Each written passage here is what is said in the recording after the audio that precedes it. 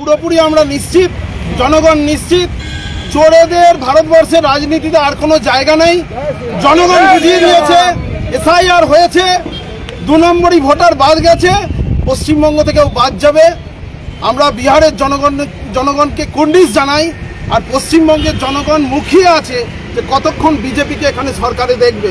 আমরা মুখ্যমন্ত্রী নীতিশ কুমারকে ধন্যবাদ জানাই, যিনি এই নির্বাচনে আমাদের মুখ্যমন্ত্রী হিসাবে ছিলেন।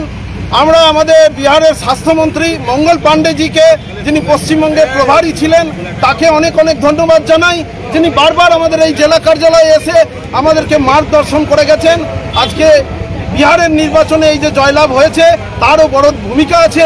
আমাদের কেন্দ্রীয় নেতৃত্ব, আমাদের অমিত শাহ, আমাদের আমাদের কেন্দ্রীয় সভাপতি জেপি নাড্ডা এবং সর্বোপরি নরেন্দ্র মোদীজি।